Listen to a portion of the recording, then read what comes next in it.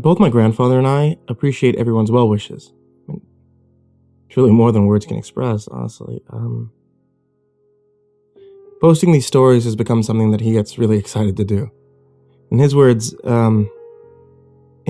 knowing I can finally get the word out on all this weirdness that goes on in the world, and not having to worry about the department biting my ass, it's good. Feels good.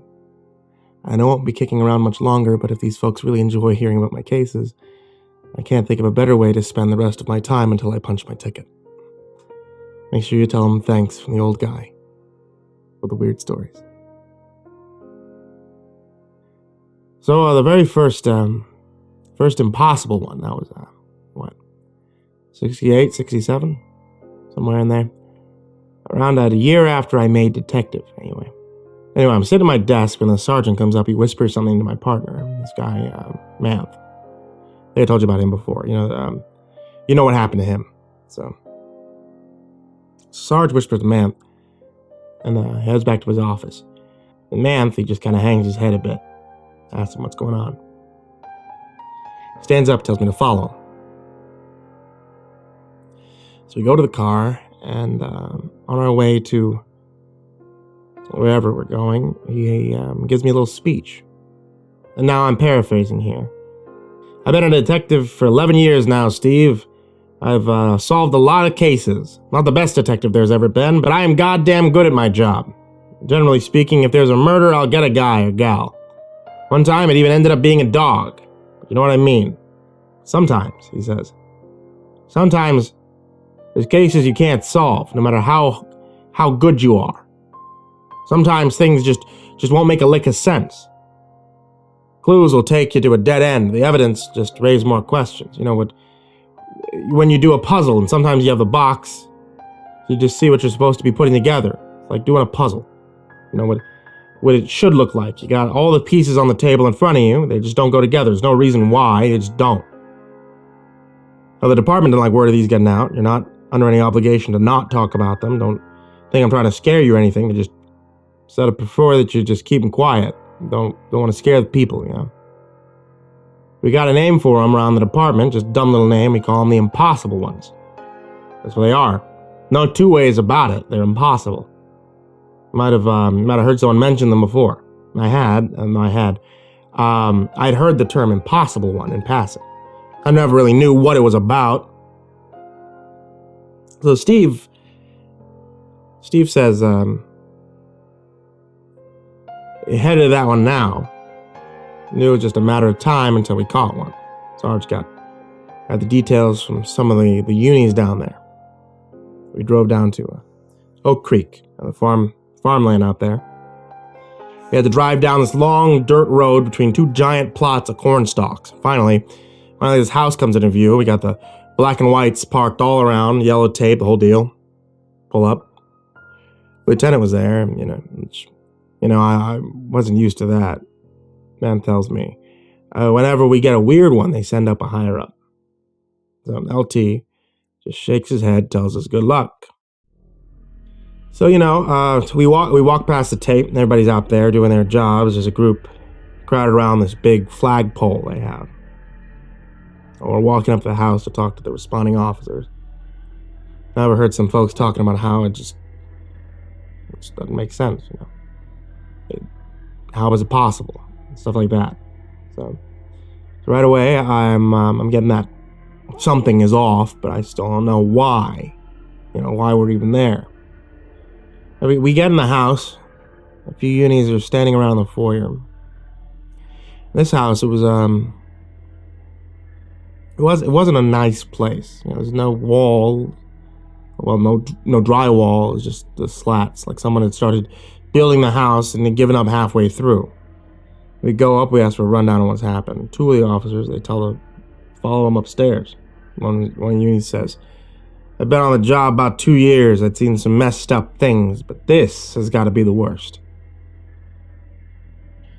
So they take us up to a bedroom on the second floor, and before we can turn in, the unit says, brace yourself. I don't remember what I was expecting exactly. Probably a whole lot of blood and guts, something like that. But, there wasn't any. There was no mess. The room was absolutely immaculate, like they'd gone over it with a toothbrush just before we walked in. The bedroom was empty except for a small, almost like a TV tray, it stands up. Yeah, there's one of those, and there's medical supplies on it. Bandages, wraps, scalpel, scissors, sutures, all of them clean as a whistle. Yeah, but the body, there's a body on the floor, sort of a hallway, sort of halfway leaning against the wall. Feet had been sewn on. They were much paler than the rest of his body, like the feet clearly came from another person. Again, there was no blood. At the same time, there was evidence that the operation, if you want to call it that, happened in that very room. And weirder yet, one of his hands had also been stitched on, but just one of them. The body's right hand, it belonged to its original owner, and it had a stitching needle and thread in it, like the son of a bitch had been doing it himself. Problem was, his feet and hand, the one that actually belonged to him, were nowhere to be found. As you know,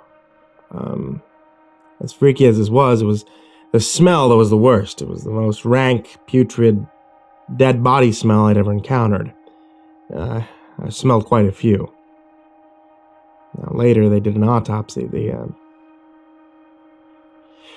The cause of death couldn't be determined, but the level of decomposition on the outside was, it was hours. By the time Manth and I showed up on the scene, I don't remember what the call was or, how it was found out that there was a potential murder there, but when we showed up, the body was still fresh. They did the autopsy not long after that. And the decomp on the inside of the body, the organs and all that, at least a month. He'd been sitting against the wall for a month. I don't know how much you know about human decomposition. Hopefully not much. Nobody. But it happens in stages. See, right after a person dies, the first few days, not too much happens. And they start bloating and all that. After about a week, the skin will start to turn black. Like I said, none of this happened yet. On the inside, a little after a week, things will start breaking down. Maggots, bugs, insects, all that. They start laying eggs, they start feeding on the organs. And the organs, so they start breaking down. They start leaking out of the body. I mean, it sounds gross, I know, but so the outside of the body was fine as far as decomposition. The inside of the body was just I don't know how to put it. It was just flakes, like dried fruit.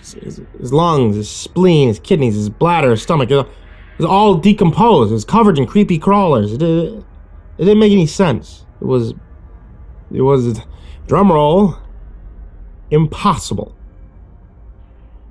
And even more than that, no, I said the room was perfectly clean. It was not a drop of blood. It's because the body had been completely exsanguinated. I mean, completely. Body shouldn't have looked the way that it did on the outside, considering what had happened to the inside. If I wouldn't have seen it with my own eyes, I would have sworn to you that, like it was like a wax statue or something. That's not the weirdest thing. Not to me, at least. So the outside, when we pulled up there was a group of unis gathered around the flagpole. We were done, we were done looking around the inside of the house, trying to make heads or tails of what happened, and the folks that brought us into the house told us to follow them out. We get down to the flagpole, and this thing's big. It must have been maybe 25, 30 feet tall. Big as the kind you'd see at a school. And we walk up, we kind of get everyone to clear a path for us so we can see what all the commotion's about. Manth's walking ahead of me, and I just hear him say, "Jesus Christ." I look around him, I see what everyone's looking at. There's a body at the base of the flagpole. I don't mean next to it, I don't mean near it. Flagpole had gone through the man's lower sternum. The blood had pooled around the area. By the looks of it, the man hadn't been dead for longer than a few hours. Now, after the fact, we learned that the flagpole had been on that property since the 1960s. At least on paper, it hadn't been replaced or anything since then. There were 2 flags at the top, an American flag and our state flag. Both of them were blowing in the wind. They were clean, and besides the normal weather wear a flag gets. And they were both clean.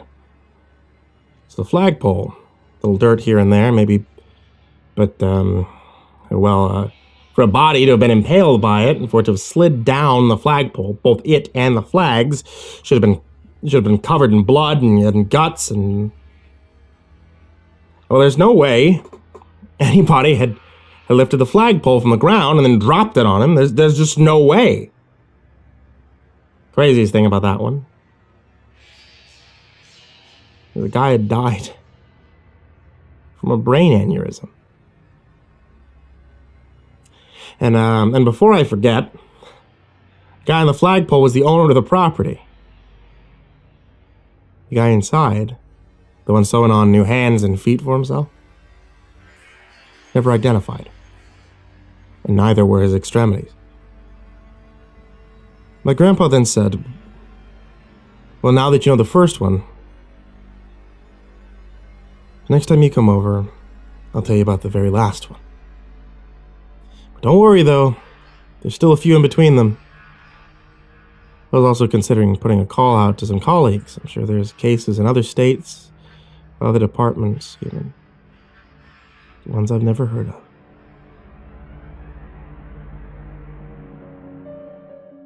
When I heard another streaming service was trying to earn my subscription, I'm sure I had the same reaction the rest of you did.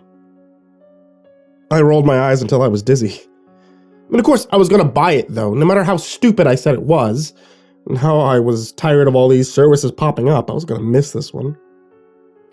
Chance to go back and revisit the catalog of shows and Disney Channel originals was a siren call that I could never resist. You'd be lucky to catch an episode of Even Stevens on a 4 o'clock in the morning, but now I had a way to binge watch it. I mean, how could I possibly pass that up? And then they announced The Mandalorian would be releasing with the service? Well, they might as well have hog-tied me and dragged my credit card right out of my pocket. I'm not even that big of a Star Wars fan, but a good trailer is a good trailer. I'm here for it. I, like many others, waited for launch day, not paying much mind to it as I was excited, but had plenty of other things I needed to catch up on. Concept of pre-ordering a streaming platform was bizarre to me, so I just bought the thing when it launched. I mean, when it did, I knew I was going to watch The Mandalorian first. I mean, didn't everyone? But I decided to look around at the other offerings first to see just how deep the cuts were going to get. Small doses of nostalgia flared up as I passed by the shows that would keep me company after school let out, the movies that I would watch with my family. It all felt rather cozy.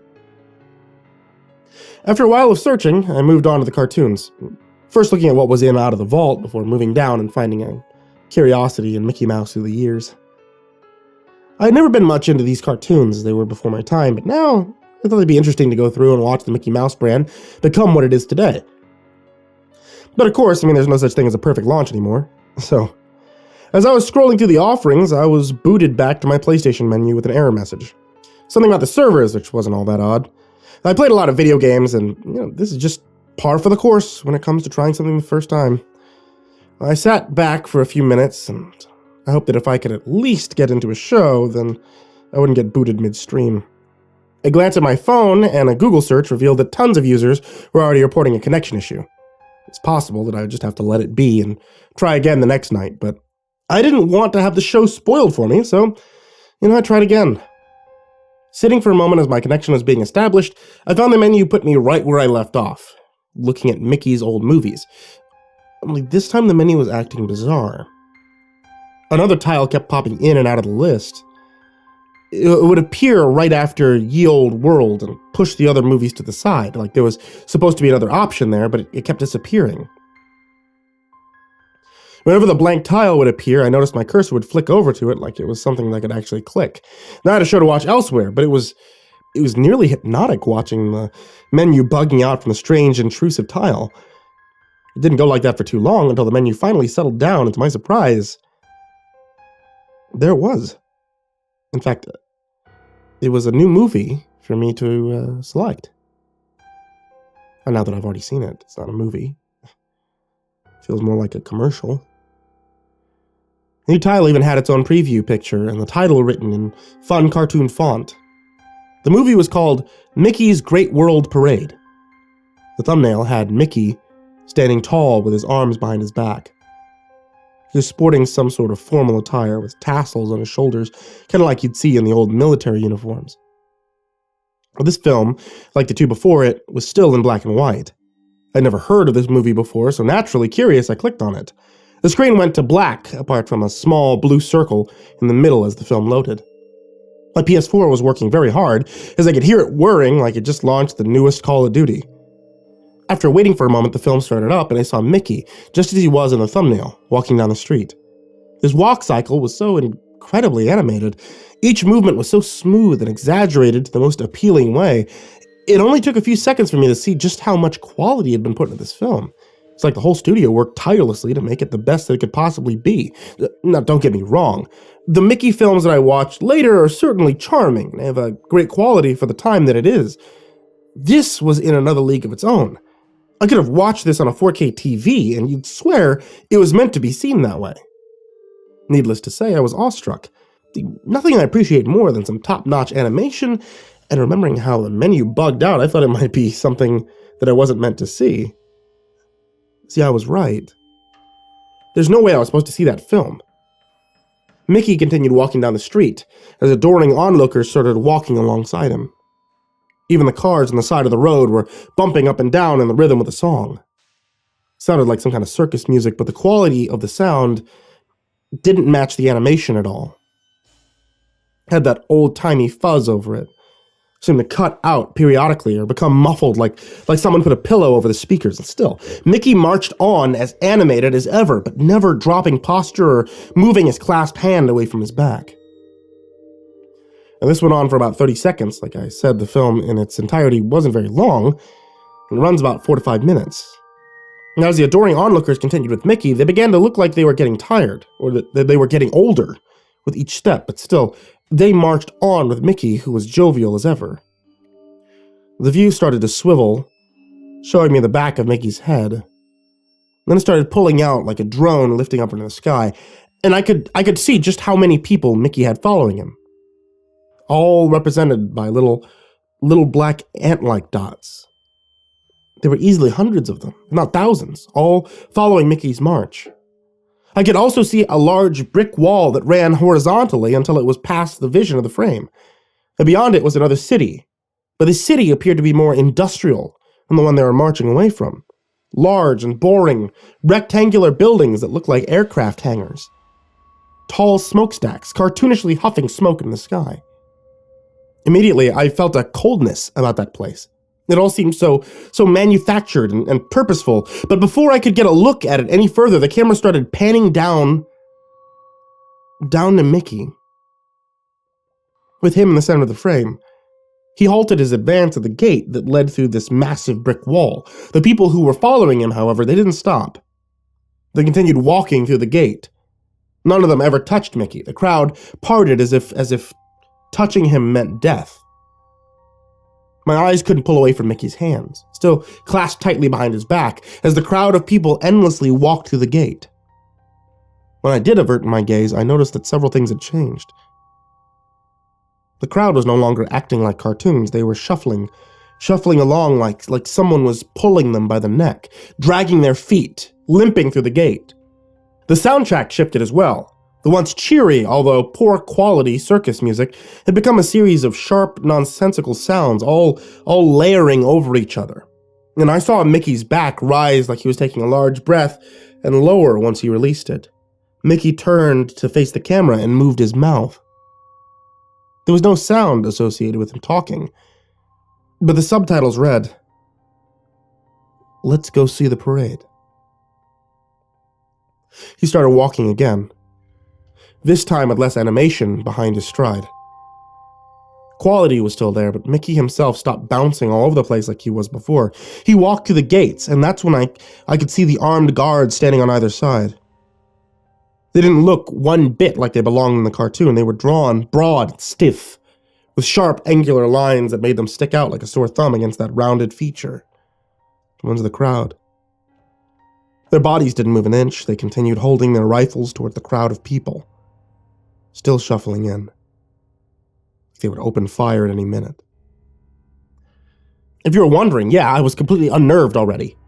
But if I backed out, the option to watch might disappear again. And Mickey had done weird stuff like this before. I mean, he did go to hell, right? Maybe I'm just imagining that one. Either way, Mickey continued walking and eventually came to one of those large, boring buildings that I mentioned. It looked exactly like a hangar on an airfield would look today. People from the crowd around Mickey were piling into it. The animation was good enough that I could see all the faces of the people who were stuffing themselves into the hangar. They were climbing on each other just to find some room to fit. Their faces were gaunt and empty, like they were no longer thinking for themselves. It was ghoulish the way they looked at the camera and made eye contact with me. A hangar that big? I wondered how many people you would need to put inside until they needed to crawl all over each other like that. The crowd thinned out more and more as Mickey passed by the one hangar after another. It was around that time that Mickey was the only one left on the screen, passing by a few more empty hangars that was sure to be filled up. Then I noticed there was no music. The sharp sounds, they were still there, but it wasn't a soundtrack. The source of the sound became all too clear when Mickey walked by one of the smokestacks, where two more guards were positioned. Some cartoon cow, I think, was pushing a massive wooden box, and I could see the limbs. Limbs were hanging over the side, limbs that were still moving and clawing at the wood. The box was placed on a lift that started tilting until the box slid and fell into the door of the smokestack. Once the box was in, I could see curly flames rise, brought back to life by a new source of fuel. And the sounds, those sharp sounds got louder. They barely had the energy to fight back, but the people in the box still had it in them to scream, to howl like absolute animals. I saw so many smokestacks when the camera had panned out earlier, all spewing the same thick, dark smoke into the sky. I barely noticed that Mickey had stopped walking. He was just looking at the camera. He was smiling. A smile on his face while the bodies burned behind him. Finally, he released his hands and he outstretched his right. He lifted his palm as if he was directing the camera, and slowly the camera started to rise, showing the smokestacks in all of its brick-by-brick glory. And rose higher and higher, higher until we were at the top where the smoke was spilling out. I could see horrific and tormented faces twisting in details of the smoke. Souls still screaming out as if they had turned to soot.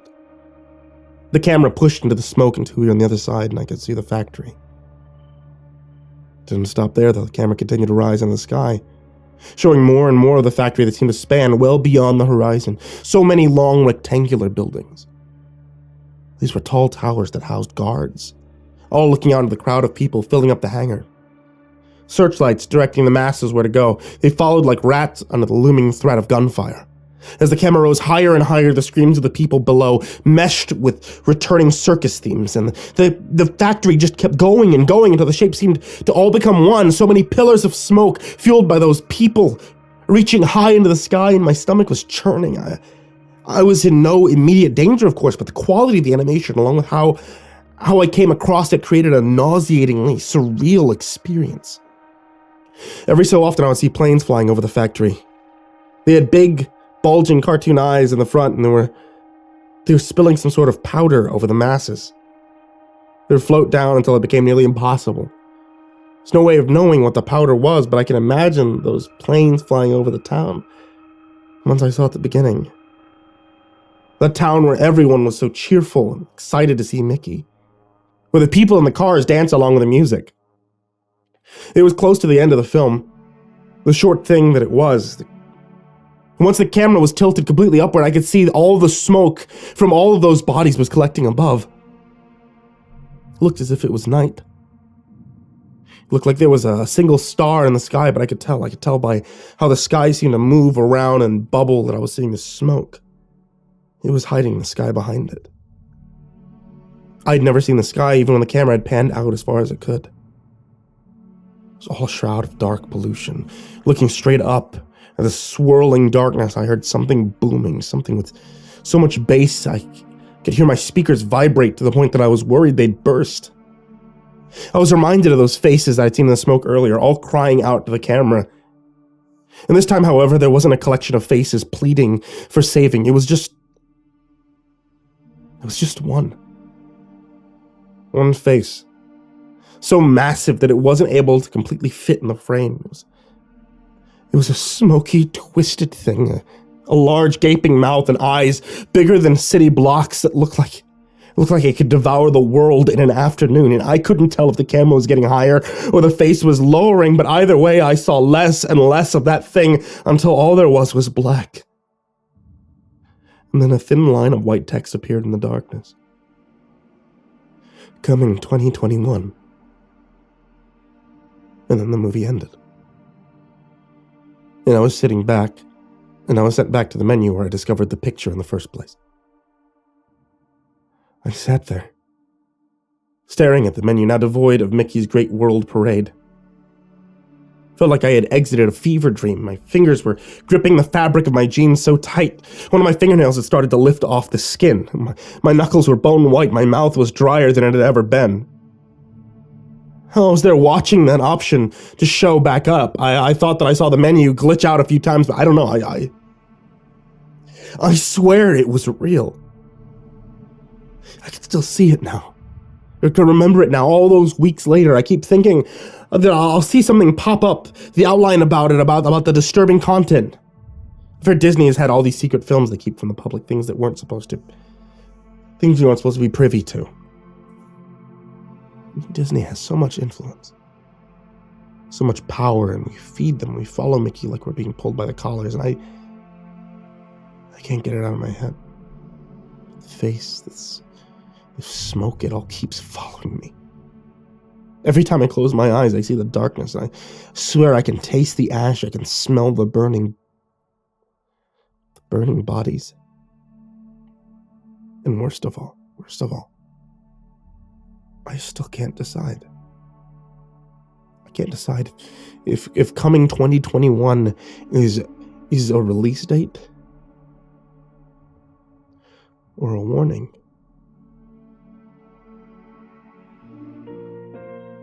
I woke up to an emergency alert at 6 a.m. this morning on my phone. Checking my phone, the alert read, "Go indoors immediately and remain inside. Await further instructions."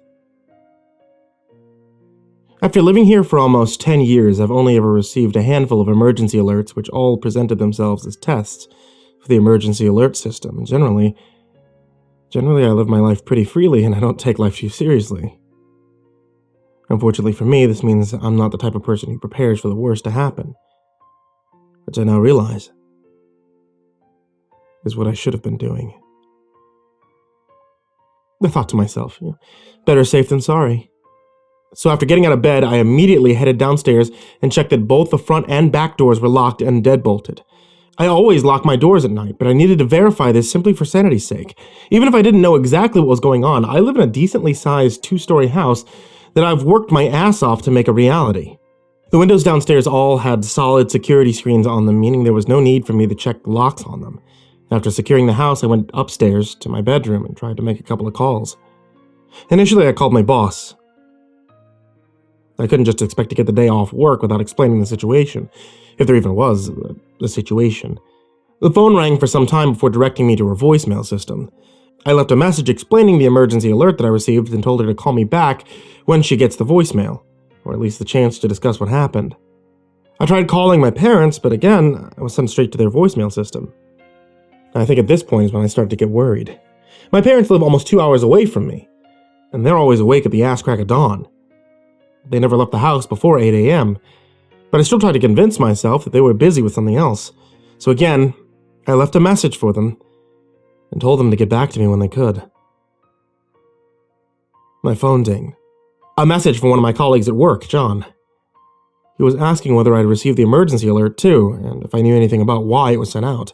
I replied immediately and told him I didn't know any more than he did, but I'll let him know if I find anything out. I needed to calm down now. There's no use worrying over something yet that I didn't even know about. I decided to shower first before having a quick breakfast and turning on the television to get my mind off whatever could be going on. At this point, it was about 7:30 a.m., the time I'd usually be leaving for work. I'm not one to purposely ignore warning signs, so I'd rather get an angry text from my boss than get caught up in whatever causes the emergency alert to be sent out in the first place. When I turned the television on, the same emergency alert sound invaded my ears. The volume was so high from the music that I was listening to the night before that I had to dive for the remote to turn it down. The same words that my phone woke me up to were now the only words on the screen. Go indoors immediately and remain inside. Await further instructions. And now I was extremely worried. I was realizing this couldn't be an accident or a test. I'd never seen any emergency warnings like this, let alone it being presented on every channel that I flicked through. Without any additional information, there was no way for me to know what was going on or how to prepare for it. So after turning the volume from the television all the way down to get a break from that blaring alert sound, I realized how quiet it was outside. No cars commuting, no birds chirping, neighbors chatting, any airplanes flying overhead. Nothing. I never realized how accustomed I'd become to those background sounds. This lack of background sound made me feel incredibly uneasy, like I could sense something was wrong regardless of the emergency alerts. All of my blinds were still shut, so I hadn't had a chance or even thought about looking outside until this point. There wasn't any specific instructions regarding looking outside anyway, so I didn't really think anything of it, but I thought that it would be safest to look outside my bedroom window, which leads out to this small balcony through a sliding glass door. I went into my room and I pulled on the string that rotates the vertical blinds, and immediately my room flooded with natural light and the warmth of the sun that hit me. So I'd always loved the warmth of direct sunlight, so I made sure that my windows faced towards the sunrise, and subsequently towards the street. However, after opening the blinds, what I saw made me immediately drop to the floor, out of sight from the street.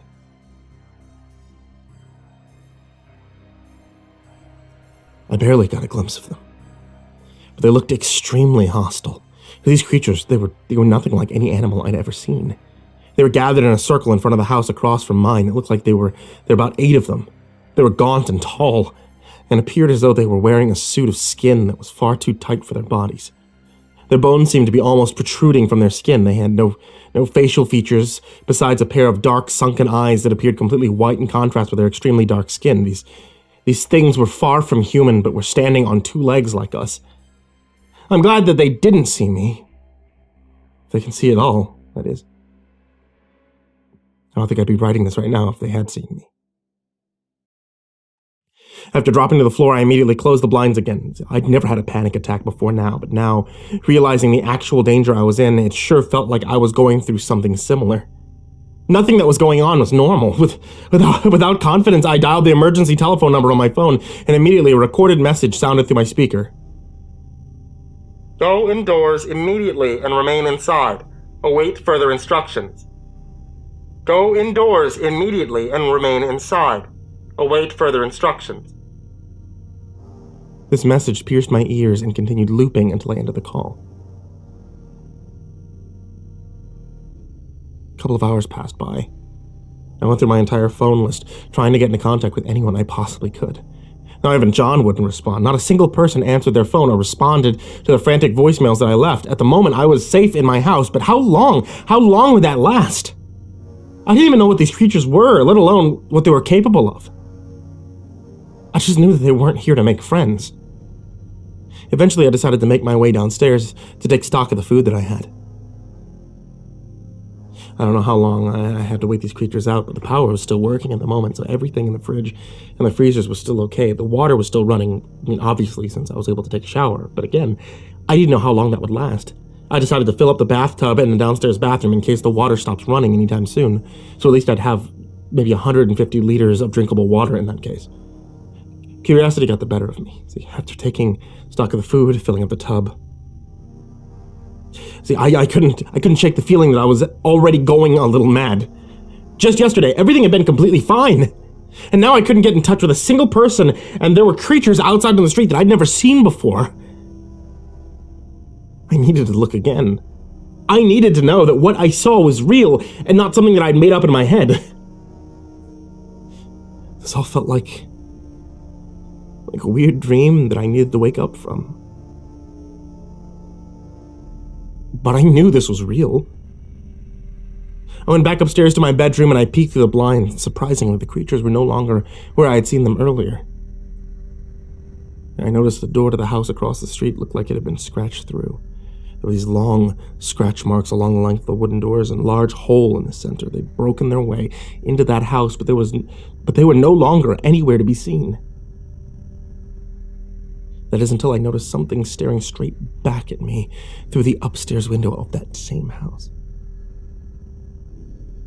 The deep, sunken eyes I stared into seemed like they'd be able to steal the soul from my body if I looked for too long, and after my brain recognized what I was staring at, I leapt backwards away from the blinds. That thing had no doubt seen me, and I paced back and forth, thinking of what I should do at this point, when I heard a horrendous sound coming from downstairs, and I quietly made my way down the stairs towards the sound. The sound pierced my ears. It sounded like something sharp being dragged across metal. And that's what I realized they were trying to get inside. The metal security screen door that I installed was being barraged by them. I started moving the bookcases that I had by the entrance against the front door, and now the sun was setting. And they were mercilessly going at it. There's no way I could fend off those things barehanded. That's when I remembered the gift my dad gave me for my 25th birthday. See, I was never really into guns. Never really had a need for one, but at that time, a time like this, it was quite necessary if it had to come to that. I ran back upstairs into the guest room where I'd stored everything that was gifted to me for my birthday this year, and the pistol was in its case. I removed it, I loaded it with the ammunition that my dad had shown me how to use. So I'd never fired a gun. So this still remains as a last resort. And now I'm sitting in my room, recording this, the pistol sitting on my bedside table, and I can still hear those creatures downstairs. I don't know exactly what I should do. Should I run? Should I fight? If you're hearing this, please respond.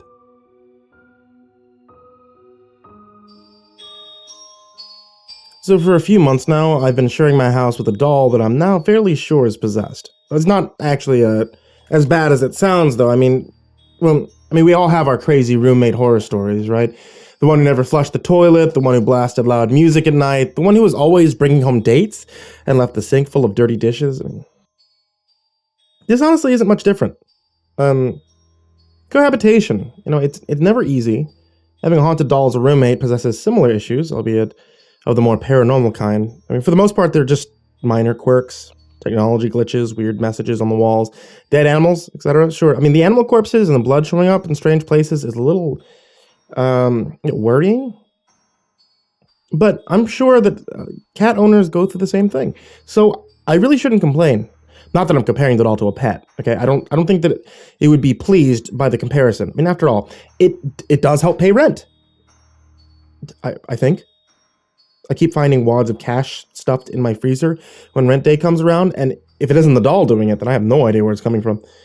I mean, whatever the cause, I'm not complaining. The doll is also an excellent security system against burglars. See, the other night, someone broke into my house and started ransacking the place. Apparently, the doll didn't appreciate the intrusion because by the time the police got here, the would-be thief was cowering in the corner. I'm not sure exactly what happened before they arrived because I wasn't home at the time. But I'm told that the burglar will make a full recovery, eventually. The official story is that he pulled out his own fingernails and chunks of his hair due to some sort of mental breakdown, all by himself, because the officers couldn't find any evidence of anyone else being in the house at the time, and he kept babbling about demons. Oh, actually, I'm getting ahead of myself, though. I should probably start at the beginning. So it began when I put up posters around the community college I attended looking for a roommate to help pay for the house that I'd recently moved into. There were no replies to the ads until a few days later, when a sharp knock at the door startled me from my computer. I say knock, it's more like a heavy bang, as if someone had thrown their full weight against the door. However, the only sign that someone had been there once I opened it was a crusty-looking doll placed right on top of a torn piece of paper, one of the ads for a roommate that I'd pinned up at the school. Obviously, I thought it was a prank. The thoughts of someone making fun of me for my financial issues pissed me off, and so I called out into the empty street, "Joke's on you, asshole! I've always wanted a creepy doll! You ain't getting this back!" I mean, out of sheer spite, I actually did keep the doll, naming it, Shitwaffle, and placing it in my living room for all to see. Okay, yeah, I know it's a stupid name, but in my defense, I didn't know it was hosting an otherworldly entity. Actually, I didn't notice anything was off about it for a surprisingly long time. One of my friends told me it gave them a weird feeling, but I laughed it off as being part of that weird phobia that most people have of inanimate humanoid things. Like, yeah, mannequins and whatever, they're unsettling, but I mean, they aren't actually alive. At least that's what I thought. I should probably detail some of the events that led to my conclusion that Shitwaffle was haunted. I think that the first really odd thing I remember is when I was doing a deep clean of the house. I was in a bit of a bad mood because, well, I had to do it all by myself, and no one had responded to my roommate posters, and the ads that I had put in Craigslist kept getting mysteriously deleted. And so I had the radio on full blast while I was working, rap music, the classics, obviously, not any of that new shit. It helps me focus while I stress clean. So anyway, I'm scrubbing the shower with all the fury of the Wu-Tang Clan. Suddenly the radio started crackling and making static. I cursed. Figured something had gone wrong with the reception or something, so I kept cleaning. And that's when the radio started switching from channel to channel, a sliding whine punctuated by fragments of voices and song. Now, I don't know shit about radios, but that seemed unusual to me, so I got up and I readjusted the knob with an uneasy look around the room. Nobody was in the house but me. I didn't think anyone had really snuck in there just to switch the radio. All the same, I couldn't help feeling on edge. I glanced at the doll sitting on the computer, asked it half-jokingly, "Hey, Shitwaffle, you didn't see anyone come in here, did you?" There was no response, which is a dead-eyed glare. "Yeah, didn't think so," I chuckled nervously to myself. I went back to cleaning, finishing up the bathroom and getting out a broom. It wasn't until 5 minutes later, while I struggled to get that little corner of dust into the pan, and then I realized the music playing was some sort of jazz. The hell? I ran back out to the radio and checked the station. As I suspected, it had changed. Without me noticing this time. It happened several more times throughout the day, until I finally got so frustrated that I turned the radio off completely. I would have written it off as one of those funny things that just happens from time to time, if it weren't for what happened later that night. I actually fell out of my bed in my rush to turn off the extremely loud song. I mean, it sounds silly, but one of the most terrifying feelings has got to be a sudden blast of music in the dead quiet of the night. My heart was racing as I leaned against the counter, finally having switched off the radio. Instead of being a relief, the silence actually seemed ominous. Darkness transformed the familiar kitchen into a menagerie of unidentifiable shapes. I stumbled towards the light switch to turn it on, telling myself it was because I needed to see, not because I was irrationally scared. As the hum of harsh fluorescent lights flooded the room, Shitwaffle, who had been resting against the radio in the dark, turned its head towards me. Its beady eyes seemed accusing, as if saying, "You turned off my music?" I'd rather not write down what the rest of the night was like. Suffice it to say, I flipped out, and there was no more paranormal activity.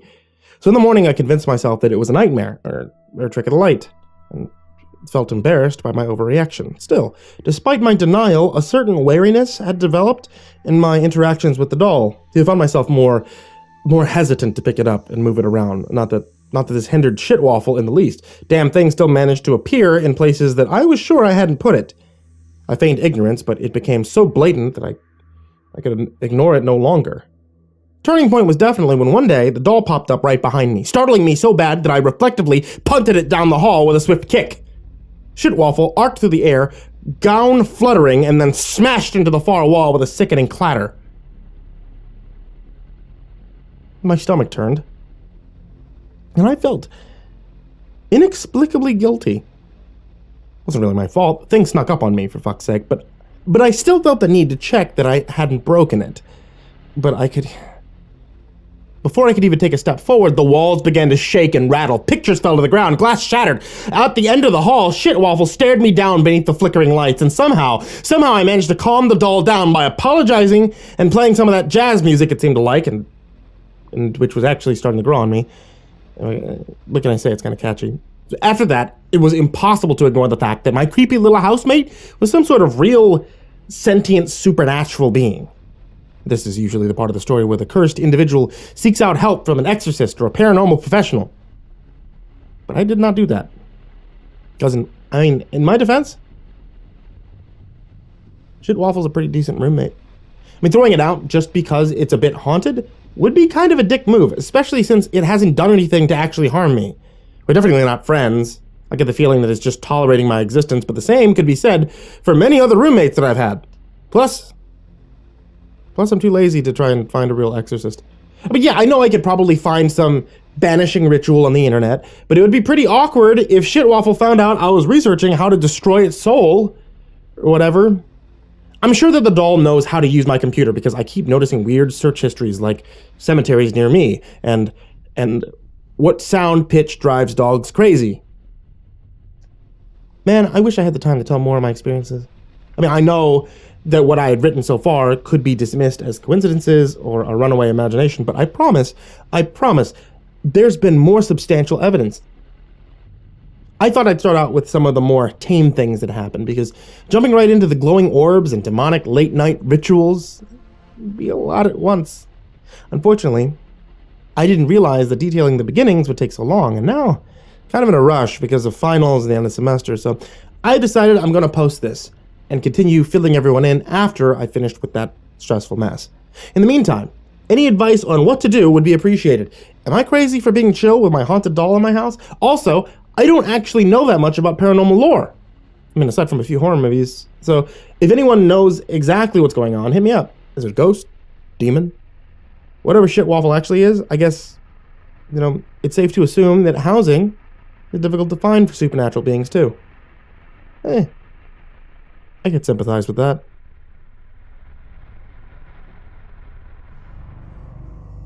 Now the finals are over, I have time to write down some more of my experiences living with the haunted doll that I've dubbed Shitwaffle. A lot of people have suggestions as to how to handle this situation, which I appreciate. Since my first post, I actually did purchase a Ouija board, as recommended, the Hasbro brand, which is never not going to be hilarious to me. I'll get to everything that's happened since last week, but before that, I figured I'd share some more of the stories I didn't manage to finish. Let it be noted that, again, I won't be able to get everything in this post. Learned my lesson from last time. Starting off, I should probably address the demonic rituals that I mentioned.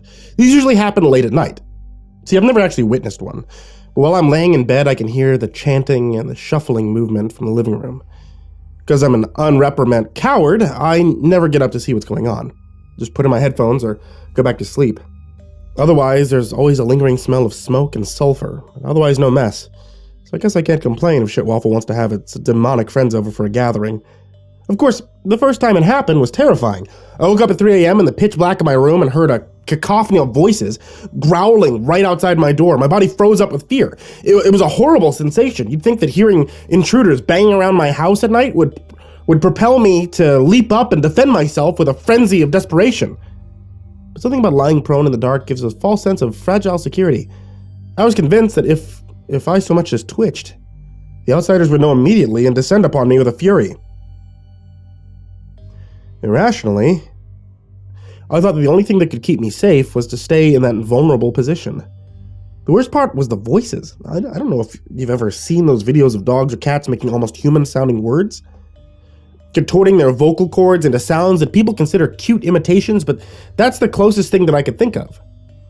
Except their bass lines seem to be more along the lines of the deep guttural crackles of crocodiles.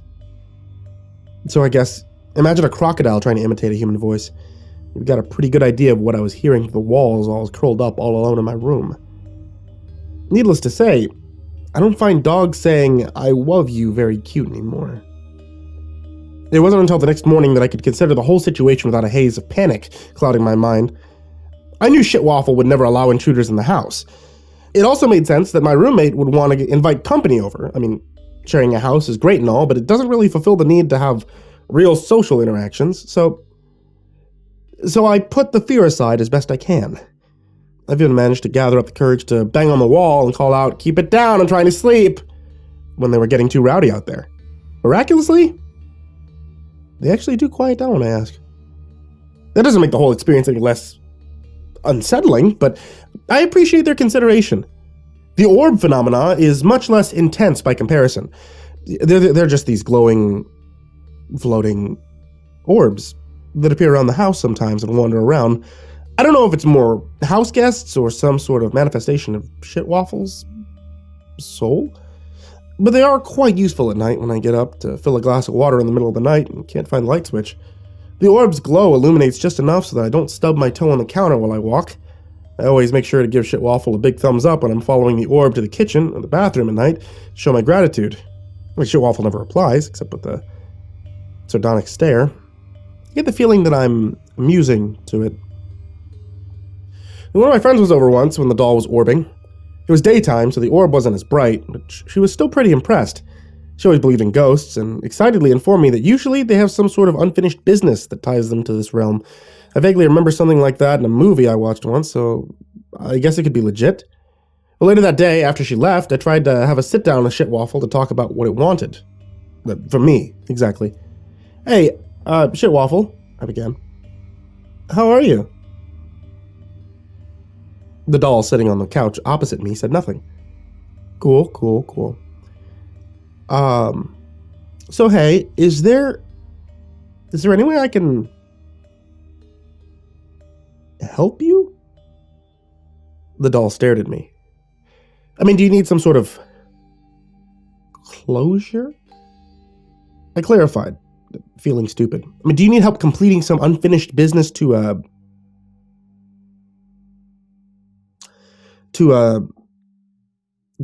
pass on to the other side? At that, Shitwaffle finally turned its head to face me, seeming extremely offended. "Well, shit, no need to give me that look," I exclaimed. "I was just trying to have a conversation. Look, if you don't need to find inner peace or whatever, that's chill. Okay, just less work for me. Thought I'd offer in case you wanted help. We don't really talk at all. I figured, just check in." That seemed to pacify Shitwaffle, whose body went slack again in the state that I'd come to call relaxed indifference. Deciding I could use some relaxed indifference myself, I plopped myself onto the cushion next to the doll. "Want to watch some TV?" I asked. In response, the television switched itself on with a sudden hum. Channels flicked by automatically and a mess of static, finally stopping on a nature documentary. Thought it was pretty cool that Shitwaffle didn't even need to use a remote. Yeah, I wish I could do that. We spent the rest of that evening watching gory footage of lions eating zebras in almost companionable silence. I'd like to say that we grew closer together as a result. However, the next day when I tripped on the carpet and fell flat on my face while getting ready for class, Shitwaffle just giggled hysterically, so the doll officially still is a little bastard. I'd like to complain more about the things that Shitwaffle has done, but if I don't stop here, then, well, this will end up being way too long, and I still have to get into the events of the past week. So the most important development was probably the Ouija board. I bought one for cheap over the weekend to communicate with Shitwaffle, because, communication between housemates is important. The instructions said that more than one person was required to operate the board, so I invited some friends over to try it out. You know your friends are cool when they willingly come over to help you commune with the spirits inhabiting your creepy doll through a Ouija board on short notice. Juan even brought snacks, which was awesome. Only Peter didn't show up, but I don't really blame him for being freaked out by the whole thing. Most of my friends experienced weird stuff involving Shitwaffle, so they knew that I wasn't making anything up. Unfortunately, this made people a lot less eager to come and hang out at my place, which is fine. I mean, we have lots of fun at the bar downtown at my friends' places. My point is, it's been a while since I had so many people over. It was weird, but good to have the house filled with my friends joking and the shenanigans again. And that's what I like about them. See, even in somewhat serious situations, they can make it into something fun. Anyway, we were all sitting down around the Ouija board, and it was time to begin. Went through all the steps with Shitwaffle watching us from its place of honor on the table. And once that was done, we greeted the spirit. We asked its true name, like the instructions told us to do. And nothing happened. We tried again. And Juan started to get nervous, saying that he felt like the doll was displeased with us. Still, we asked a third time. The planchette nearly slipped out from under our sweaty fingers and spelled out F-U-C-K-O-F-F.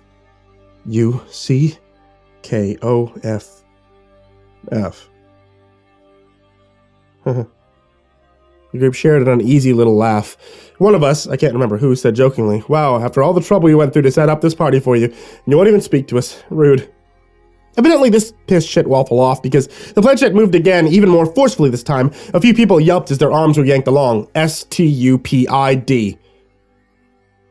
All of us, sensing anger at our attempts to bother the doll, grew silent. Except Lucy, whose favorite hobby is evidently poking hornets' nests.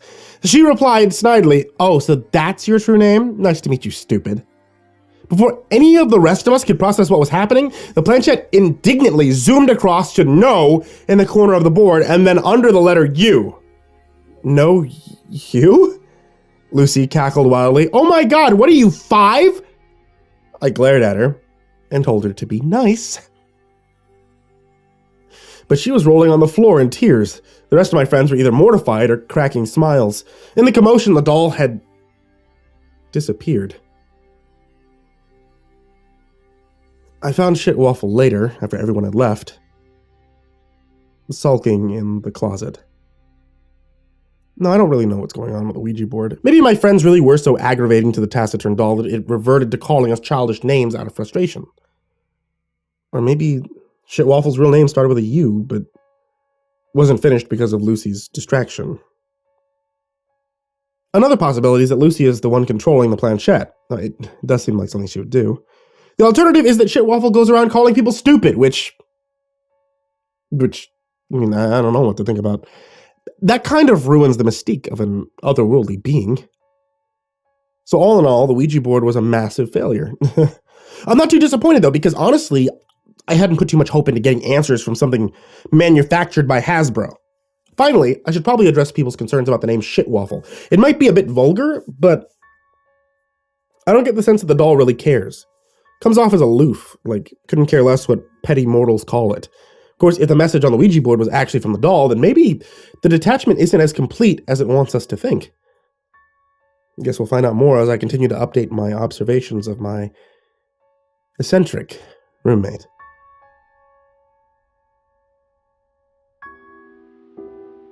It's the dead of winter, and here in rural Minnesota, the weather's been pretty much what you'd expect. So I'm not too worried about that, though. I lived up there long enough to know how to properly prepare for the season. And plus, since I generally work remotely, I rarely have much reason to leave the house to brave the elements, even when the weather isn't god-awful. As such, I'm expecting a rather uneventful few months, bundled up on my couch with my laptop and a steady supply of hot cocoa. The only downside being that I live out here by myself, though I've never been the type to be bothered too much by the solitude.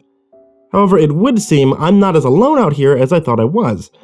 For the past few weeks now, I've been waking up each morning to find that, well, at some point in the middle of the night, someone's been building a snowman somewhere on my property. Every single day I wake up to find a new one without fail. Now, this would be weird enough on its own, but as I've mentioned, I live in rural Minnesota. So the nearest town is about 20 miles from here, and my nearest neighbor is over 5. The snow right now is 2 feet deep at a minimum. It's more than a little odd that someone would come all the way out here just to build a snowman, let alone in the middle of the night. For the past few weeks now, That being said, it didn't really bother me at first. I mean, from what I can tell from the traces left behind, the culprit seems to be a kid around the age of maybe 12 or so.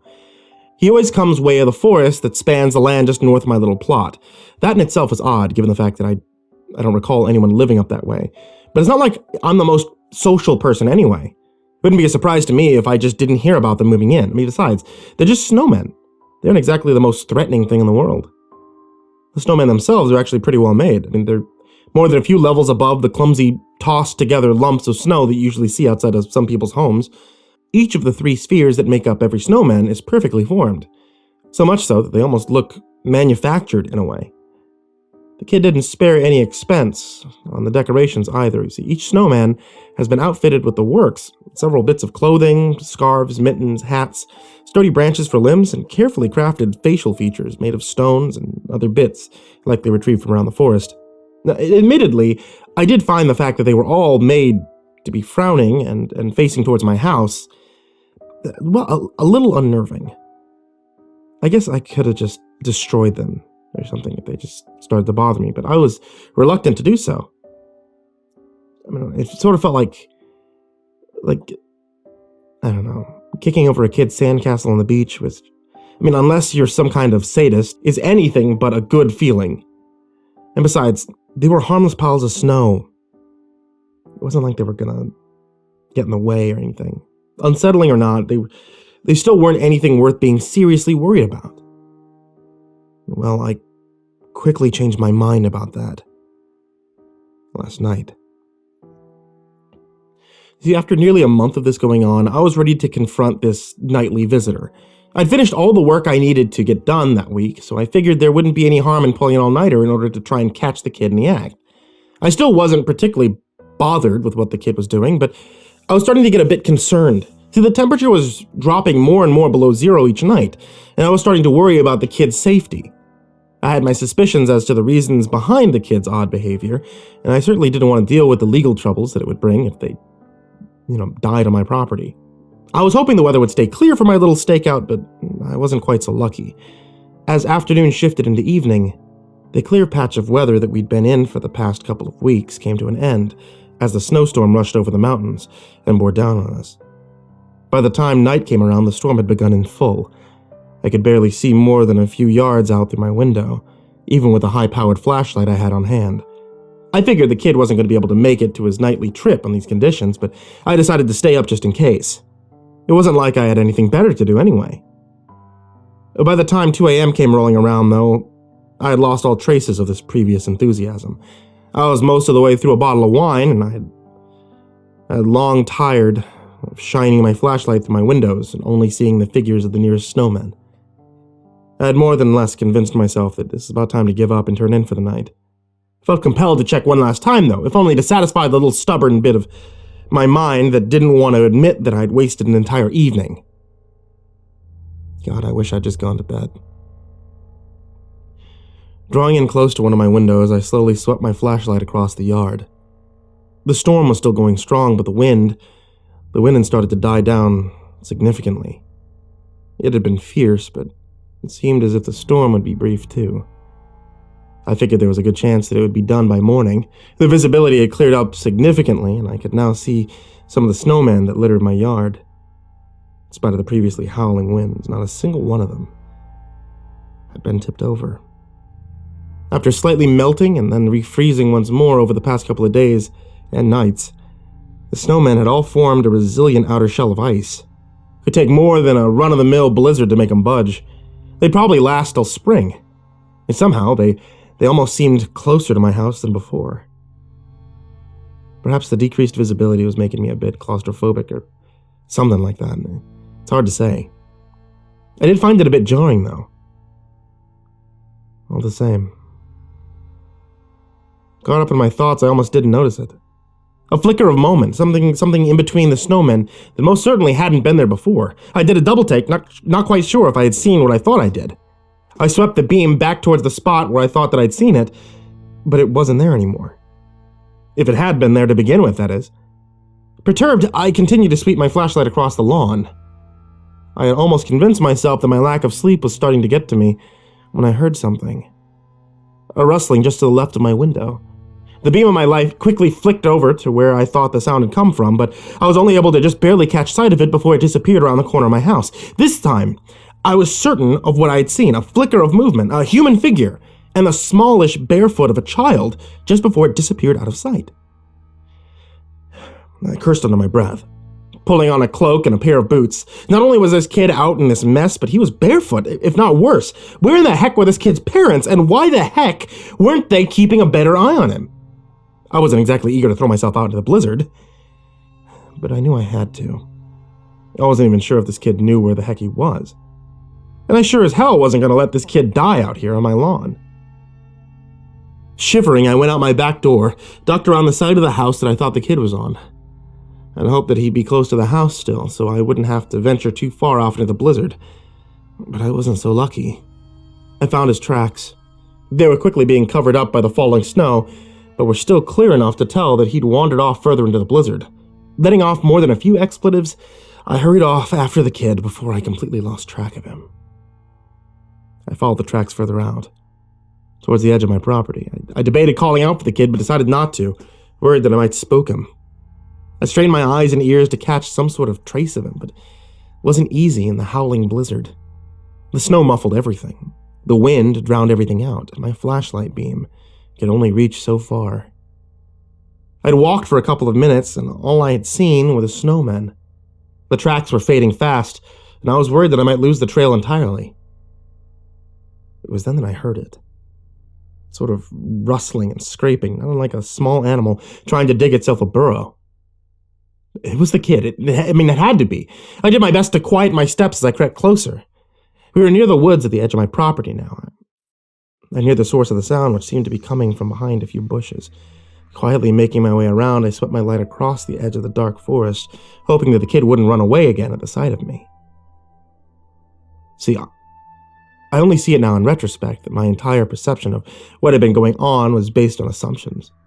I'd come across something unusual and unexplained in my otherwise normal everyday life, and I automatically done my best to rationalize it. Sure, I may have felt uneasy about what was going on, but I never felt like I was in any sort of danger. But when my flashlight beam settled on that thing, hunched over in the snow, I quickly realized that I'd been taking things far too lightly. The first thing I realized is that it wasn't just barefoot. It was completely naked. From head to toe, there wasn't a thread to be seen anywhere. That was the least of my concerns, though, as I realized under further examination that what I was looking at may not even be human. The skin was white with tinges of blue, barely indistinguishable from the snow around it. Its icy hide was pulled taut over a bony frame, which seemed to almost poke through in spots. Its spine stood out in particular, its bony ridges traveling down its hunched back and leading one's eye towards its strange, short and fleshy tail. It had the overall shape and size of a human child, but it was anything but. It was much more like a naked mole rat or some sort of hairless cat. It was bent over it, its gnarled, root-like hands clawing the surrounding snow together and forming it into a large ball. Its movements were frantic and erratic like a rodent or a cockroach scurrying across the floor. It was so outside the realm of anything I was expecting, my mind couldn't figure out how to react. That quickly changed, though. The flashlight hadn't alerted the creature for whatever reason, but I wasn't able to mask my shock, my gasp of breath at the sight of it. It froze and it quickly whipped around to face me. Its face, it wasn't right. The proportions were all off. The eyes were too small, the mouth was far too big, the nose was practically non-existent. Its beady black eyes were fixed on my own, and its wide mouth, full of teeth like shards of ice, were fixed in its snarl. My mind caught up with itself, and I felt a fearful chill rush through me. It was so much colder than the blizzard around us.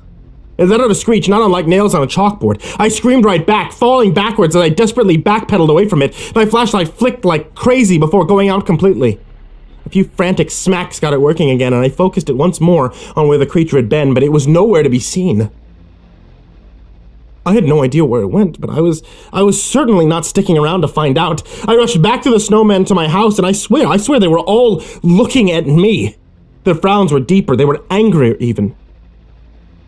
I didn't waste any time examining them in any great detail, though. Quickly, I made my way through the house. I locked all the doors. I closed all the curtains and blinds before hurtling up on the couch and trying to shiver the chill of fear away. I had my fill of beady black eyes for the evening, on snowmen or otherwise. The night was uneventful after that, thankfully. I fell asleep at some point, my fatigue overcoming my fading panic. I've been trying to convince myself that last night was all just a bad dream or something like that, but I haven't quite been able to manage it. I don't really know what to do about any of this. I guess I could call the cops. But even if they believed me, it's not like they could even make it out here. The roads are impassable this far out. Not really sure if I'm in any sort of danger or anything, really. That creature, it could have been just as scared of me as I was of it, who knows? All this is just so far outside of my realm of experience, I don't feel confident enough to even guess. I'm sure as hell not leaving the house anytime soon. And you see, when I woke up this morning, all the snowmen had disappeared without a trace. The snow around where they stood completely undisturbed, and it doesn't look like they were knocked over. They weren't carried away, or anything like that. So I don't know what's going on. But I'm not setting a foot outside until I know for sure. Until I'm certain where they've gone.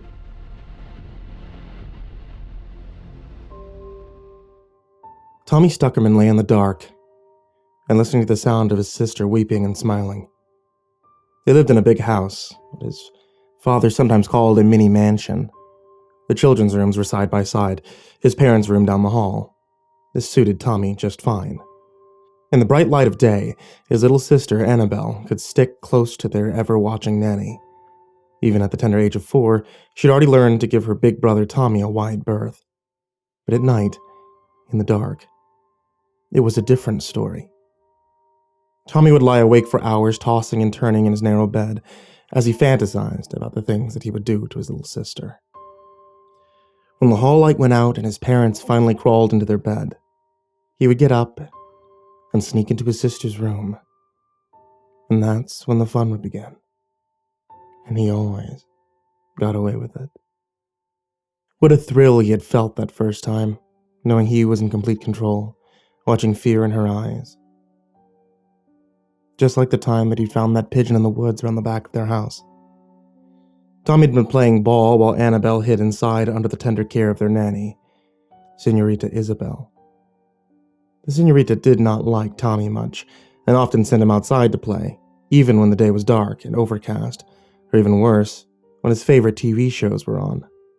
Bitch, Tommy had muttered, kicking his ball as hard as he could, perhaps imagining it was the Senorita's head as it sailed through the sky, bouncing past their perfectly manicured lawn before disappearing into the woods that surrounded their 10-acre property.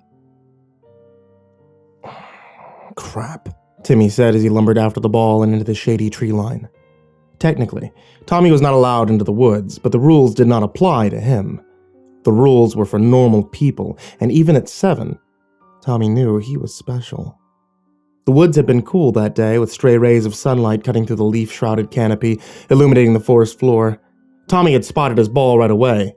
It rolled down a small hillock and lay bobbing in a tiny trickling stream that weaved its way through the forest. Something splashed and fluttered beside his bobbing ball. A gray thing. And as Tommy drew closer, his ball all but forgotten, he saw that it was a small pigeon with a broken wing, clawed up and bleeding.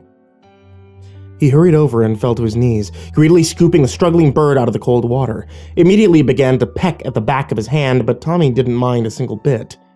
He was transfixed by the blood that coated the small bird's feathers, and he imagined that he could see the panic in its little black beady eyes, and feel the pounding of its fragile heart against the skin of his tight fist.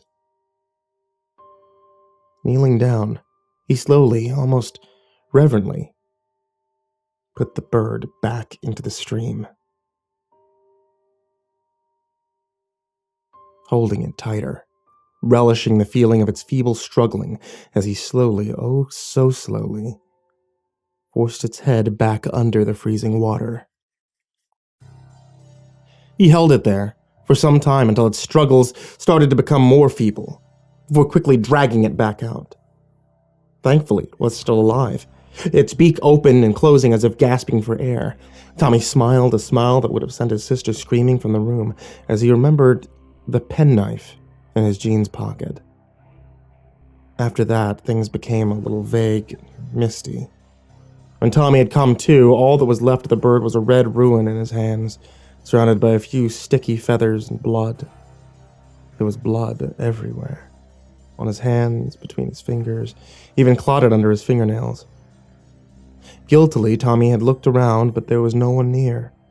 Nobody to see him scrape a shallow grave in the dirt or quickly wash his hand in the freezing cold water by the nearby stream.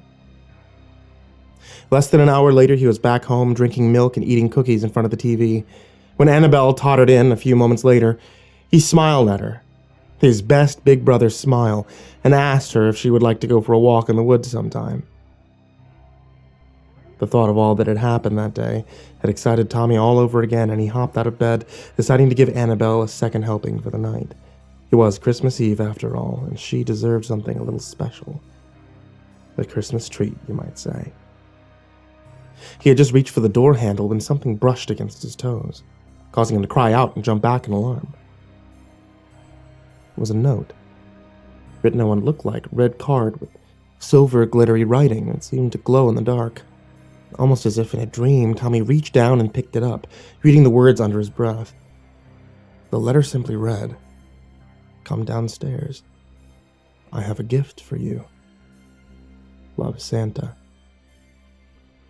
As Tommy looked on in surprise, the letter slid off the page, showering his pajama-clad legs and naked feet in a cascade waterfall of glitter. Excited now, Tommy opened the door and hurriedly tiptoed down the landing, trying desperately not to wake anyone. Santa was here, and Tommy was not for sharing. Taking the stairs two at a time, he ran down the marble staircase and into the main hall. There was a huge Christmas tree, reaching up towards the ornate ceiling, but it was the soft fire glow emanating from the sitting room to Tommy's right that drew his attention. "Santa?" he whispered, his whole body trembling with excitement. As he ran to the open doorway, skittering to a halt, his eyes widened as he looked on with amazement at the figure seated in his father's chair. It was Santa, bushy beard, red suit and all. "Santa?"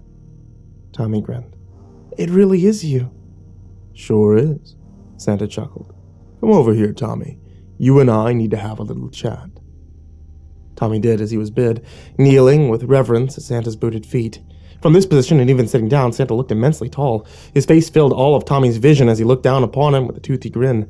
A grin that turned into a grimace, as if Santa had smelled something bad. "You've been a bad boy, Tommy," he said, shaking his head softly. "You've been a very bad boy indeed." With a sigh, he pulled an ancient-looking parchment from between the brass buttons of his jolly red coat. "Do you know what this is, Tommy?" he said, brandishing the parchment like a club, causing a startled Tommy to recoil before the big man's anger. "This is the naughty list, Tommy, and your name is right at the top. That's a bad thing, Tommy, a very bad thing indeed. In fact, it's so bad that I'm afraid you're going to have to come with me." "With you?" Tommy said, trying to draw away, but Santa's hand shot out, pinching the boy's arm cruelly. Tommy felt the power of the big man's hand and began to struggle and scream, shouting for his parents, but it was no good. Santa only shook his head, sadly. "They're asleep, Tommy. Even that poor, frightened child you call a sister, they're all having the sweetest dreams. I sprinkled them with pixie dust. An extra pinch for that poor sister of yours." "Talking about your sister, I have an extra special gift for her and you," he said, shaking Tommy roughly. "You are going to help me make it for her. You owe her that much, to be sure." Holding Tommy down, he reached behind his chair, and with a grunt, he pulled out a large sack. As Tommy watched in horror, the big bag began to pulse and undulate at Santa's touch. "Now," he said, dragging Tommy to his feet, "now you get your present." Quickly, deftly, Santa pulled open the sack and thrust a protesting Tommy's arm inside. Instantly, Tommy felt something slick and slimy grab his hand, and for a second, there was a terrible, flaring pain and something latched onto him before he was brutally shoved away, tears streaming down his face as he held his now bleeding hand clutched tightly to his chest, his eyes bulging with terror as he watched the sack start to smoke and bulge. "Here it comes," Santa chuckled as the sack exploded in a blazing light of red and green. When the smoke disappeared, a boy stood in his place. A boy that looked exactly like Tommy. Thomas the Tank Engine, pajamas and all. The boy quickly looked around, his eyes passing over Tommy and lighting up as he recognized Santa. "Is this my new home?" the boy said. "Oh, say it is, Santa, please." "Sure is, Tommy," he said, patting the boy's round cheek fondly. Now you hurry up and go to bed, and when you wake up, it'll be like you've always been here." "Sure," the new Tommy said, hurrying past the bleeding bad boy who recoiled at his passing. "Oh, and Tommy," Santa called after the prancing child, "you be extra nice to that sister of yours." "Of course," Tommy beamed. "I'll love her just as much as a big brother can." "That's a good lad," Santa said. "Now off to bed with you. It's Christmas Eve, after all, and all good children should be fast asleep." Tommy smiled, gave one last wave, and then disappeared upstairs. "Now," Santa said, grabbing up the naughty boy from across the room, "time for us to go." "Stop!" the old Tommy screamed. "Please, I don't understand." "What's to understand?" Santa said, thrusting the squirming boy back into his sack. "You made the naughty list. You were going to grow up and be a very bad man, Tommy. You were going to hurt a lot of good people, starting with that poor sister of yours. But not now. Now, you're coming with me." "Where?" Tommy screamed, trying to fight his way out of the clinging sack. "Where are you taking me?" "To Christmas land, of course," Santa said, pushing him down. "There's a workbench there with your name on it, where you'll make toys for all the good children of the world. You'll make toys there forever. But not to worry," he said, snapping closed the sack on Tommy's screaming face. "Every Christmas day you get to relax. Hell, sometimes we even take the chains off." Hey, have you ever felt like you're being watched? See, in 2017, I was 18 years old. I was starting university. I was studying archaeology or paleontology or or something history related. It's difficult to remember now. Anyway, it's not important. What is important is that sometime in my first few weeks, I dropped my phone. There it is, the big catalyst. Doesn't seem like much, right? Well, dropping my phone wasn't the issue. See, the issue was the damage that it caused. See, the phone had ended up, functionally speaking, perfectly fine. Everything still worked. Touchscreen was fine. Not even a crack. I vaguely remember being initially relieved. See, there was, however, one problem. Right at the bottom of my screen, a white bar had appeared, about a centimeter tall, spanning the width of my phone. This bar flashed constantly, always flickering, bright as hell, regardless of my brightness setting, and I swore that I'd get it fixed. But, well, never did. Beyond being incredibly annoying and hurting my eyes late at night, the flashing didn't interfere with my life too much. I hadn't been sleeping well, and in hindsight, it was probably the bright strobe-like light that I'd held up to my face for extended periods of time in the middle of the night to blame, but I didn't think about that at the time. I just carried on as usual. Wake up, look at phone, be annoyed at flashing, get up, wash, get dressed, look at phone, go to university, look at phone, come home, look at phone, relax, look at phone, try to sleep, look at phone, be annoyed by flashing, and eventually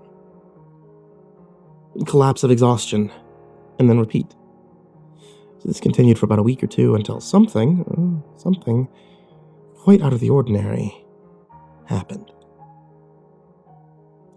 I remember I was sitting around somewhere or other, having lunch with a course mate of mine. I forget her name now. She was nattering on as we ate, and I was scrolling through my phone, bar ever flashing. I looked up, and for a split second, I caught a glimpse of what I could only describe as a shimmering behind her. I blinked. Nothing. Blinked again. Still nothing. Must have been nothing, then. An afterimage, like the sort that you'd see if you'd been staring at the sun and then suddenly looked away. Too much just staring at the bloody flashing bar. Should have gotten it repaired. But I didn't. Carried on as usual. And then, 2 days later, whilst I was crossing the street on my way home from a day of lectures, I saw a shimmering white form out of the corner of my eye, following right behind a man passing me on the road. I stopped, I stared at it, following him, the shimmering with my eyes, only until the blaring of a car horn startled me back to my senses. I remember I apologized with a hand wave to the driver that I had obscured, but then when I looked back at the man with the white behind him, he was gone. I didn't think too much of it. On the walk home, I guess I just rationalized that I rationalized it away somehow. Although I can't remember how. I just recall getting home, and I proceeded with my mundane day, as I always would. Next day, I went back to university for a lecture.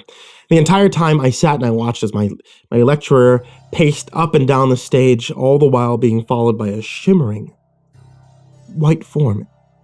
There it is again. This time, it didn't leave when I took my eyes from it. Now, I rationalized this again, thinking that it was just an after-image.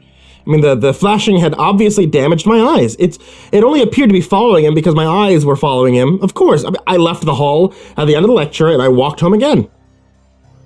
Only really concerned with that horrific eye surgery that I'd have to suffer in order to fix this. But as I did, I saw another shimmering. Right behind a fellow student. No, two. Another over there. Oh, wait, 3. 4. No, I could see upwards of 10 individuals, shimmering forms, all following behind people. What the hell is wrong with me? I hurried home that day, seeing more of the forms that were starting to freak me out, so I locked myself away in my room. I reached for my phone, and I began to Google symptoms for all manner of eye problems. I ended up looking for a few hours, that damn bar flashing painfully bright the whole time, and by the morning of the next day, they were everywhere. All I could see was a vast, shifting sea of shimmery, white, wispy masks clouding each and every person's head. Everybody, my friends, my teachers, the people on the street. The only person who didn't was myself, and people in cars that seemed to be free of the clouds too. As far as I could tell, I kept quiet about it. I didn't know why. I mean, I guess I thought that it would seem insane, or my friends would make fun of me, or some other silly reason, but I kept quiet. So they must have thought that it'd blow over. It'd all be all right in the morning. It wasn't quite. See, I stayed up all night, looking at my phone, searching for a million explanations. I poured my eyes across countless medical websites, articles, videos. I looked at environmental reports and NASA files. I drove into conspiracy theories and Scientology, and eventually I found myself at an Old Testament, souls. I mean, of course, I could be seeing souls. Then why didn't I have one? I'd stare into the mirror. Nope. No soul. But of course I have a soul. Must be somewhere, it must be something else. You know, angels? It could be, yeah, that makes sense. I'm seeing guardian angels watching over people, but I don't have one. And maybe that's why I can see them. Maybe I'm without. I don't know. So I kept searching. All the way into the late morning, the whole time, the bar of broken LEDs on my phone kept blinking away, straining my eyes, hurting my head. Angels. I discovered angels. I hadn't discovered something pure and good. I stumbled upon something twisted. I left my room to eat, but not before looking out my window, and overwhelmed with relief upon discovering that I could no longer see any of the angels anymore. Everybody was alone again. Everything was normal. Confident that I'd just been sleep deprived, I headed out my bedroom door towards the kitchen, bumping into my friend Hannah in the hallway. I think I went mad then. Behind her was an angel. I mean, no, not an angel. It was a thing. It was a human thing, just barely. Clad only in its sickly gray skin, like milk on the turn. It was thin, decrepit, tight skin, drawn taut over sharp bone. Had long legs ending in wiry, gnarled feet, and putrid arms that tapered off into long, sharp fingernails. It was suspended about a foot from the ground. Floating, it jittered. It jittered and jerked and shook and twisted in a constant sickening motion, moving wholly unnaturally like the body of a man as he slowly choked to death in the end of a hangman's noose. It twisted and it writhed and it shook all the way up to its head. Its wrinkled skin was perfectly, unnaturally still, in a horrifying contrast to the constant blood-curdling motion of its body and its face. God, its putrid, gaunt, skeletal face was still as death itself, but it screamed. It screamed and it screamed and it screamed, but there was no sound. And its Hollow, empty black pits were staring. They're staring hard and hatefully right into the back of Hannah's skull. I filled its empty, soundless screams with my own. I don't remember much of the day after that, and apparently I was inconsolable. I was screaming and crying, fighting off anybody who came near me, even the paramedics who arrived after Hannah called an ambulance. I know why I did it, though, because everyone had one. All of you have one. Just an inch behind your head is a screaming, twisting, hateful thing, and you can't even see it, but I can. So began my 2 years of treatment and rehabilitation. It was hard at first. I tried to explain what I saw, what I could see, what I can still see, but nobody believed me. I mean, they listened. They listened patiently. They nodded their heads. They smiled sympathetically, but they didn't believe me. I mean, I don't really blame them. Every day, doctors, nurses, they would come to me to talk, to listen, to give me medication, but all I could do was stare at the monsters that danced the hangman's dance behind their backs. Stare into those empty, hateful eyes or down their open, screeching throats, and I noticed they were all different. I mean, the others, that's what I started calling them. Some were men, some were women. They had different hair, they had different heights. Although they always were appropriate for the size of those they clung to, they were all different. As every person you know is unique from one another. They all did the same thing, though. They all jittered, they all followed directly behind their host. All their heads are perfectly still. And they screamed silently. The only time their position changed was when there wasn't enough room for their floating bodies to be directly behind the host, like somebody leaning against a wall in this case. The other's bodies would splay itself into an available space, such as the upper wall above the host. Even if the host slept with the top of their head pressed to their headboard or a pillow, the others would just move to scream its soulless scream directly in the person's face. I can't begin to describe how horrifying the look on their faces. And eventually, as my treatment progressed, I grew more and more accustomed to their presence. I began to stop telling people about the others. I knew nobody really listened, and so I accepted their diagnosis: paranoia, schizophrenia. I pretended to start getting better. I realized that I can't see the others anymore if I look at somebody through glass, such as window or a pair of glasses, so I got myself a pair for style glasses, and after a year of close observation and hospitalization, I was eventually allowed to return home, live with my parents. All seemed to be going well for a while. I even taught myself to go out without the glasses, seeing people in their others. I was getting better. I was getting used to everything. I was surviving. Until I realized something. See, if everyone has one, I have one too. Scopaesthesia, it's the sensation that you think you're being watched, or rather stared at. All of us feel it from time to time. Most of us realize that we're not being watched. We just simply move on. But we are. All of us, all the time. Everybody else is lucky enough not to know, but I know. So I know I have an other. I know it's watching me. I know it's right behind me, staring into me, screaming at me. I know it hates me, and it follows me, and it's always there no matter where I am. I can't sleep anymore. Every time I close my eyes, I imagine it staring at me, and I haven't slept in 2 days.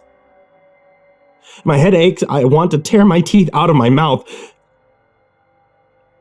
Which brings us finally to today. Sorry.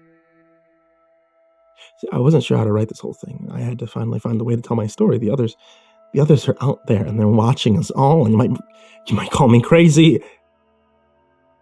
But I have to know what my other looks like.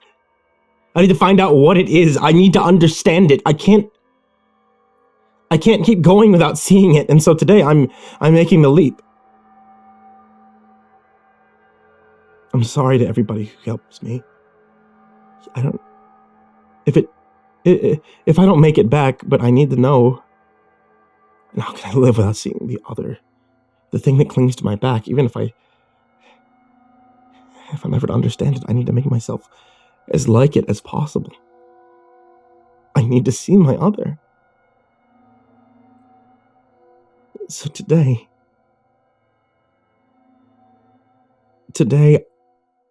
I'm dancing the hangman's dance.